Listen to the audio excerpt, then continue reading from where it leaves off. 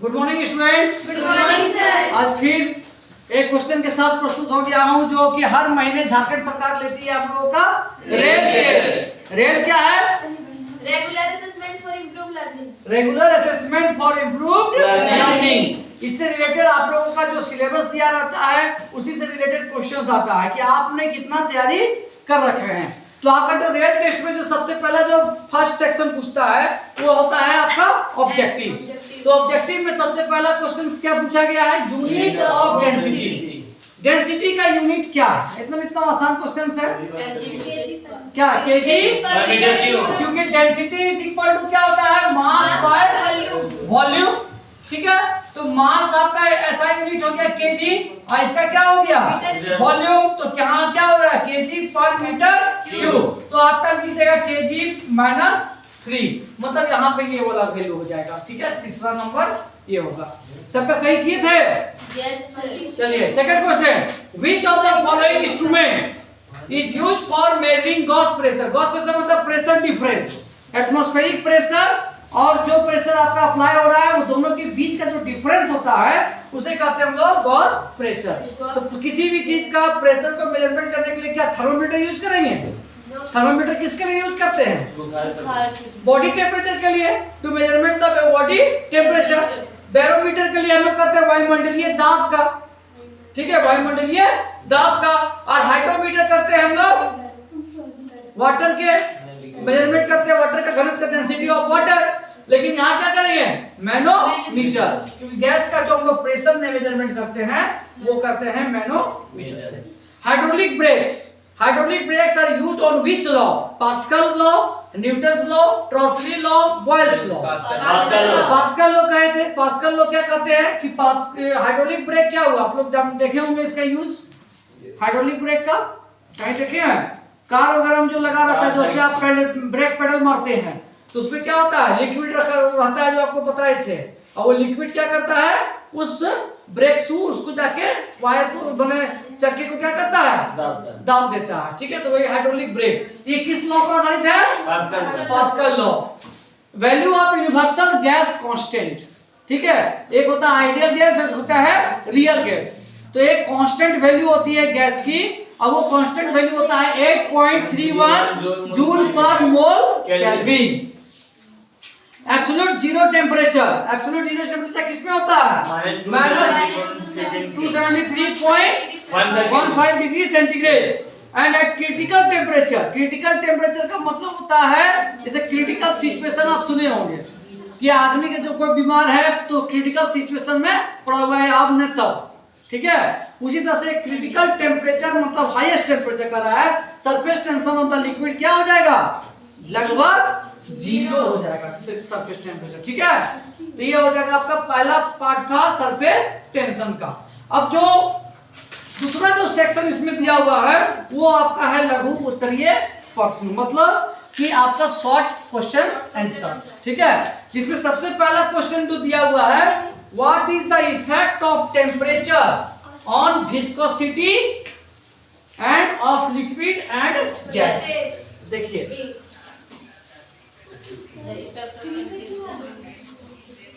First का नाम से फर्स्ट क्या होता है? सर तो थर्ड हो गए, लेकिन तब तक हमको पता था क्या चीज? सर फर्स्ट का थर्ड हो गया, फर्स्ट हो गया। रुक जाना सर को बनाना था। फर्स्ट का थर्ड होगा केजी पर मीटर क्यूब। माइनस नहीं, density is equal to mass upon volume होता है, बताएं कि नहीं? तो मास का ऐसा यूनिट क्या होता है बोलो? केजी। अब वॉल्यूम का ऐसा यूनिट क्या होता है? Metre cube. तो अगर आप इसके ऊपर ले जाइएगा तो पर मीटर क्यूब होगा। तो पर मीटर क्यूब को हम लोग ऐसे भी लिख सकते हैं माइनस डैश यहाँ पे, क्योंकि ये जाएगा अगर यूनिट ऊपर तो माइनस में वैल्यू हो जाएगा वहाँ पे। नीचे वाला ऊपर जाएगा तो हाँ माइनस हो जाएगा। तो आप लोग लगभग लगता है सब गलती कर दिए हैं। KG metre cube. देखिए आपका क्वेश्चंस में कितना कंफ्यूजन किया है, यहाँ पे मीटर क्यूब लिख दिया है। ठीक है, और यहाँ पे क्या लिखा है? सी सेक्शन में 10⁻⁻3। तो आप कंफ्यूज नहीं होना है, क्योंकि ये पर मीटर क्यूब है, उसके साथ मल्टीप्लाई नहीं है आपका। ठीक है, आए समझ में? तो ये पर मीटर क्यूब ये होगा। लगभग मैक्सिमम स्टूडेंट लगता गलती किए हैं इसमें, नहीं? सब लोग लगभग गलती कर दिए। पता नहीं, यही सब क्वेश्चंस को जब भी आप देखिए तो बड़ा गौर से देखिए, समझिए उसको, ठीक है? समझ गए? हड़बड़ा के बनाइएगा तो गलती होना निश्चित है। चलिए अब इसमें एक क्वेश्चन पूछा हुआ, देखिए सेक्शन बी, सुनिए ध्यान से, एकदम आसान आसान सवाल पूछा हुआ है। इसी पैटर्न्स में आपका क्वेश्चंस भी आता है, इसलिए घबराने की जरूरत नहीं है, आपका बहुत ही अच्छा एग्जाम जाएगा। Right the effect of temperature of viscosity, ठीक है? तो right the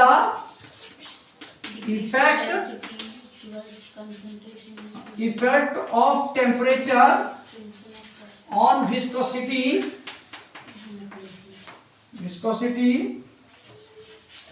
of liquid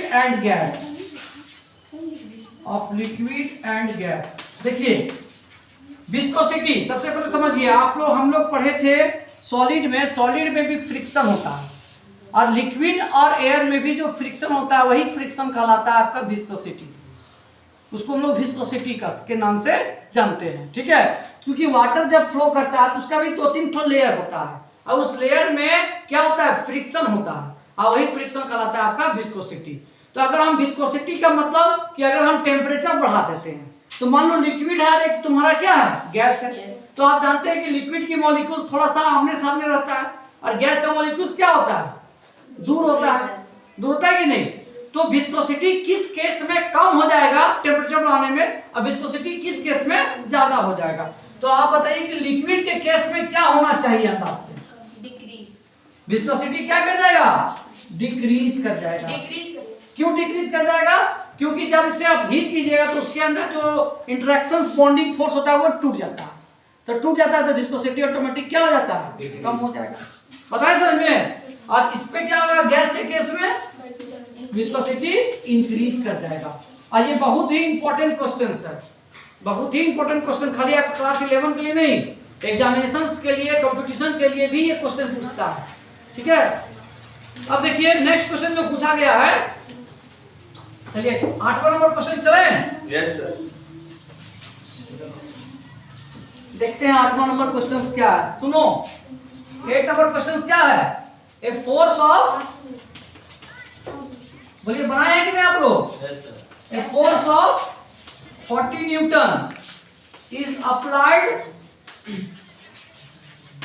on A nail, ठीक है? is applied on a nail whose tip has an area of 0.001 centimeter square, ठीक है? find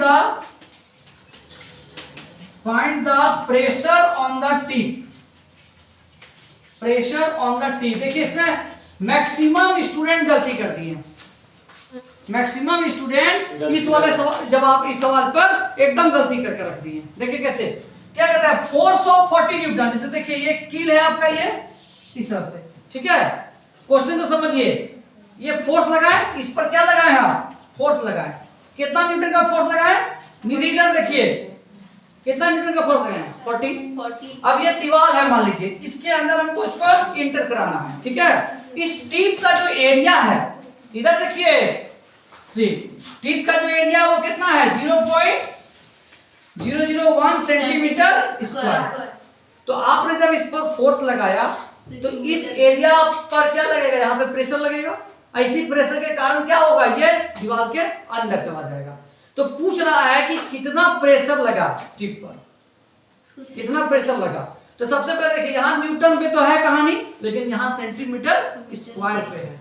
तो हम लोग इसको क्या करेंगे, सबसे पहले चेंज करेंगे किस पे, मीटर स्क्वायर। तो प्रेशर इज इक्वल टू क्या होता है, हम लोग फोर्स बाय एरिया, ये तो जानते हैं। तो एरिया यहाँ पे आपका दे दिया, तो एरिया देखिए सेंटीमीटर स्क्वायर, तो 0.1। अब सेंटीमीटर स्क्वायर को मीटर स्क्वायर में कन्वर्ट करने के लिए हम कितना से डिवाइड करेंगे, 1 सेंटीमीटर को 100 से करते हैं, लेकिन यहाँ सेंटीमीटर क्या है, स्क्वायर है। तो 1 सेंटीमीटर को कन्वर्ट करेंगे तो डिवाइड करेंगे 100 से, दूसरा सेंटीमीटर को कन्वर्ट करेंगे तो डिवाइड करेंगे फिर 100 से। तो कितना हो जाना चाहिए, बोलिए, 1 पर के 0, 4 0 है, स्क्वायर है, यहाँ स्क्वायर है ना, तो 1 सेंटीमीटर, देखिए 1 सेंटीमीटर को अगर हम मीटर में कन्वर्ट करेंगे तो कितना से डिवाइड करते हैं? 100 से। अब हमारा स्क्वायर है मतलब 2 को है, तो यहाँ पे 2 को 100 होगा कि नहीं?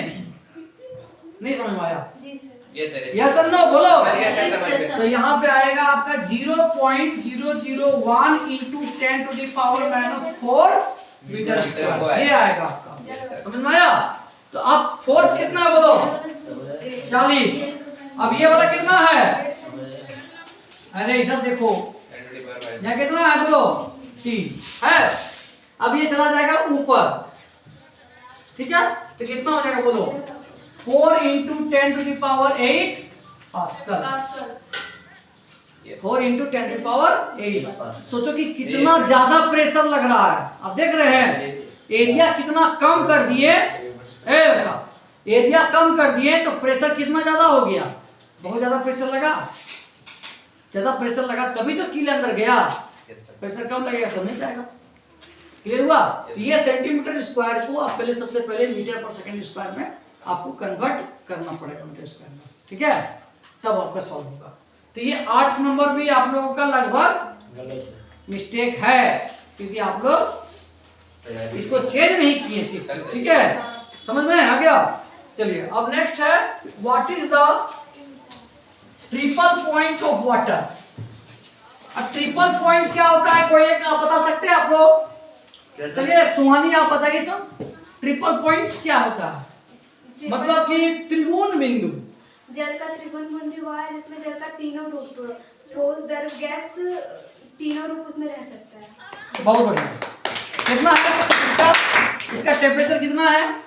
273.16 डिग्री सेल्सियस, ठीक है? तो यहाँ क्वेश्चन नंबर 9 में है कि what is the triple point of water. What is the triple point of water?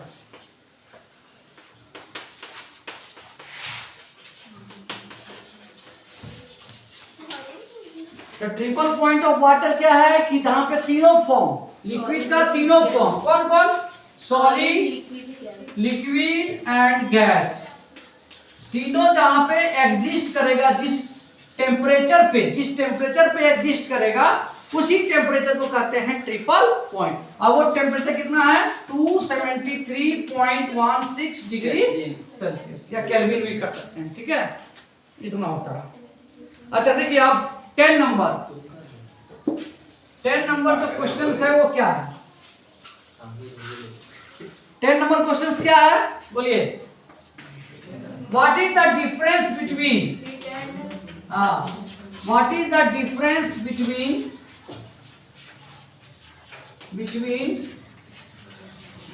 heat and temperature? हे सूरज, आप ही से पूछेंगे भी क्वेश्चन, रुकिए। एक तरफ हो गया हीट मतलब क्या होता है? उष्मा। और टेम्परेचर का मतलब क्या होता है? बोलो, तापमान। तो तापमान और उष्मा में क्या अंतर है? सबसे पहले बताइए। हीट तभी फ्लो करेगा जब टेम्परेचर का डिफरेंस होगा। बस समझिए, अगर मान लीजिए कि एक में, इस बॉडी में टेम्परेचर है 100 डिग्री सेल्सियस, यहां देखिए दीदी, और यहाँ पे बॉडी में टेम्परेचर है, इसमें लिक्विड है और इसमें भी लिक्विड है आपका भरा हुआ है, ठीक है? इसमें थोड़ा सा कम है मान लीजिए, ठीक है? और यहाँ पे भी है आपका टेम्परेचर बॉडी का 100 डिग्री सेल्सियस, और ये दोनों के बीच में हम पाइप लगा दिए, ठीक है? तो आप बताइए कि जब दोनों का टेम्परेचर, हीट का ट्रांसफर ए से बी होगा कि बी से ए होगा? ए से बी होगा। बोलो स्वानी। कैसे बी से? इसमें पानी कम है, जो इसमें जो दोनों में टेम्परेचर नहीं, दोनों में साइज हम एक कर देते हैं, दोनों में टेम्परेचर सेम है, यस ठीक है? तो हम पूछ रहे हैं कि हीट का ट्रांसफर ए से बी होगा कि बी से ए होगा? ए से बी होगा। अरे ट्रांसफर होएगा ही नहीं, क्योंकि दोनों का टेम्परेचर सेम है, तो हीट का ट्रांसफर नहीं हुआ। तो हीट का ट्रांसफर तब होगा जब टेम्परेचर का डिफरेंस होगा, ठीक है? तो heat can transfer from higher body to lower body, ठीक है? तो ये पहला आपका डिफरेंस हो जाएगा कि heat can transfer from transfer from, बोलो क्या होगा, higher to lower, higher temperature to lower temperature. Clear? लेकिन ये क्या है आपका टेम्परेचर क्या है, it is the degree of, it is the degree of hotness and coldness, जो आपका गर्मी और ठंडा जिससे आपको महसूस होता है, यही होता है temperature, the degree of hotness and coldness. Second, इसका यूनिट क्या होता है हीट का, heat is the form of energy, then what is the unit of heat, joule. इसका यूनिट हो जाएगा आपका जूल, और इसका यूनिट क्या हो जाएगा, केल्विन। केल्विन था ना इसका ऐसा यूनिट, दिस इज केल्विन। बस 2 नंबर का क्वेश्चन दिया, 2 को डिफरेंस बताना है, उससे ज्यादा तुमको नहीं बताना है, ठीक है। तो ये वाला आप लोग लगभग गलती कर दिए, तो बनाए नहीं, इसको बनाए थे, कितना स्टूडेंट बनाए, हमको भी तो चेक किया, पता है स्टूडेंट को कम मिला हमको, ठीक है। लेकिन ये चीज को एग्जैक्ट आपको जानना है क्या है, ठीक है। नेक्स्ट लिखो, चलो नेक्स्ट क्वेश्चन है आपका, नेक्स्ट जो क्वेश्चन है, व्हाट इज पास्कल लॉ। चलिए पास्कल लॉ क्या है, कौन बताएंगे इसको, बताइए पास्कल का नियम। According to this law, if we neglect the effect of gravity, हाँ। pressure is equally all other points of the liquid. हाँ, स्टेट पास्कल लॉ। और कोई बोलिए, तो कौन बोलेगा, सुहानी बोलो। पास्कल के नियमानुसार जब किसी एक बिंदु पर दाब लगाया जाता है तो वह दाब सभी बिंदुओं पर समान रूप से दाब आरोपित है। हाँ, इक्वली प्रेशर से बाहर ट्रांसमिट हो जाता है, निकल जाता है, ठीक है। बढ़ जाएगी, देखिए एक क्लोज कंटेनर, अगर किसी क्लोज कंटेनर में, ठीक है, हमने क्या किया, होल कर दिया इसको इस तरह से, और इसमें हमने अंदर क्या भर दिया है, लिक्विड। अगर आप कहीं इसको एक प्रेशर लगाते हैं किसी भी पॉइंट पर, तो लिक्विड का जो प्रेशर होगा वो हर एक पॉइंट से क्या होगा, इक्वली ट्रांसमिट होगा, हर तरफ से इक्वली निकलेगा। यही हमारा कहता है पास्कल लॉ, ठीक है। When you applied a pressure on any close containers, then the liquid flow equally amount in the whole the holes will be are given in the close container, ठीक है। जो भी आप क्लोज कंटेनर में दिए हैं उससे इक्वली निकल जाता है, इसी को कहते हैं हम लोग पास्कल लॉ, ट्रांसमिटेड इक्वली।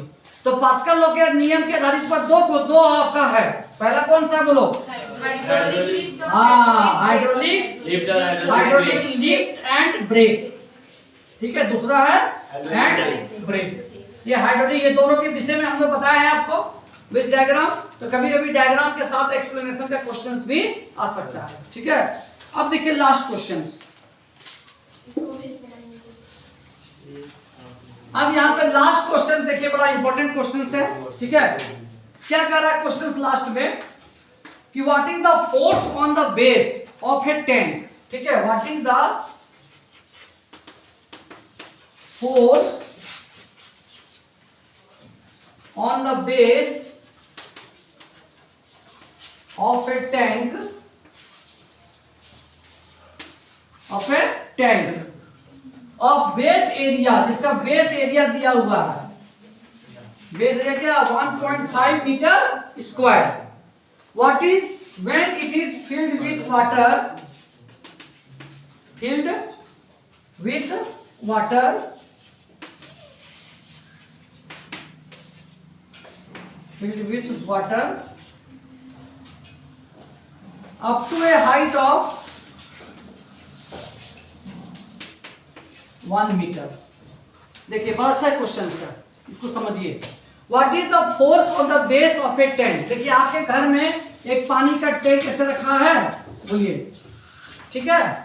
इस पानी के टैंकी का जो ये एरिया है, बेस, इसका बेस का एरिया कितना दिया हुआ है, बोलो, 1.5 मीटर स्क्वायर। अब इस पे हम पानी भर दिए, कितना मीटर तक, बोलो, 1 मीटर तक पानी भर दिए। अब ये पूछ रहा है कि ये जो बेस है, what is the force on the base, इस बेस पे कितना फोर्स लगेगा, ठीक है। तो अब देखिए क्वेश्चन समझिए। अब देखिए प्रेशर जब हम निकालते हैं, तो प्रेशर का फॉर्मूला होता है रो जी एच, ठीक है। लेकिन यहां पे देखिएगा कि ऊपर से भी एक प्रेशर लग रहा है, किसका, किसका प्रेशर लग रहा है? हवा का, जिसको कहते हैं एटमॉस्फेरिक प्रेशर। इसको क्या कहते हैं? Atmospheric pressure. तो एटमॉस्फेरिक प्रेशर और इस हाइट के कारण इस पर जो प्रेशर लग रहा है, ये दोनों प्रेशर को ऐड कर देंगे हम लोग, तब यह निकलेगा हमारा क्या? टोटल प्रेशर, कि इस टंकी के बेस पे टोटल प्रेशर कितना लग रहा है। तो ये पानी के हाइट के कारण कितना प्रेशर लग रहा है, उसका फार्मूला होता है रो जी एच। तो पानी का जो डेंसिटी होता है वो होता है 10 टू द पावर 3। अच्छा, आपको ये जी का वैल्यू भी क्या बोला है? 10 लेने के लिए। एच आपको पता है कितना है? एच कितना है? 1। तो कितना हो जाएगा बोलो? 10 टू द पावर 4 पास्कल निकल गया। लेकिन ये पास कब निकला? Due to the water level के कारण इसका प्रेशर निकला। लेकिन ऊपर से जो एटमॉस्फेयर, टंकी ने बोल रहा है टंकी बंद है, बोल रहा है क्या? जब बंद भी रहेगा तब पर भी गैपिंग तो है। ये भी तो नहीं बोल रहा है कि टंकी क्या है? फुल है, ये भी तो नहीं बोल रहा है। तो एग्जैक्ट प्रेशर उस पर कितना पड़ रहा है? हवा के द्वारा भी प्रेशर पड़ रहा है। तो देखिए उसका भी वैल्यू आपको दिया हुआ था क्वेश्चन में, कितना था? 0.13 into 10 to the power 5 pascal है। देखो तो, देखो क्वेश्चन में दिया है ना? क्वेश्चन में दिया हुआ। तो इसको कहते हैं एटमॉस्फेरिक प्रेशर। क्या कहते हैं? Atmospheric pressure. एक एटमॉस्फेरिक प्रेशर बराबर इतना पास्कल होता है, ठीक है। तो अब क्या करेंगे? टोटल जो प्रेशर होगा, total pressure atmospheric pressure plus pressure due to height, सबको क्या कर देंगे? जोड़ देंगे, ठीक है। अब जोड़िए, इसको कितना आ जाएगा बोलो? एटमॉस्फेरिक प्रेशर लगभग इतना आ गया। अब यहाँ कितना हो जाएगा बोलो? 10 टू द पावर 4। यस और नो? बोलो सर। Yes sir. ठीक है। अब इसको हटा देते हैं, कितना हो जाएगा बोलो? यहाँ 3। तो 3 हटा देंगे तो कितना हो जाएगा? यहाँ 2 और बचेगा, प्लस 10 टू द पावर 4। अब जोड़ो, कितना हो जाएगा?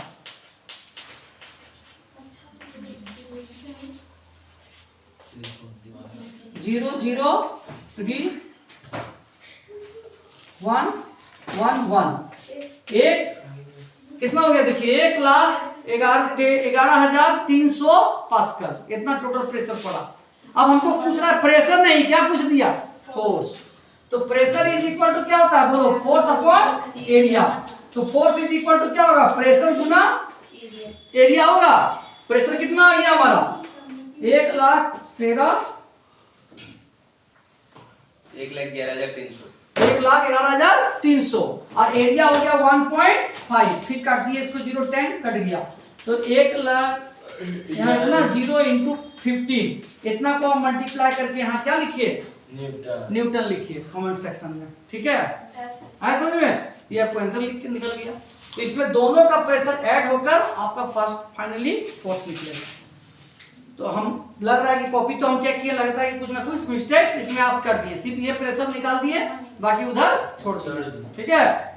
तो आपको फोर्स पूछ रहा है क्वेश्चन में, तो दोनों को आपको ऐड करके निकालना है, ठीक है। क्लियर हुआ कि नहीं? यस। ठीक है।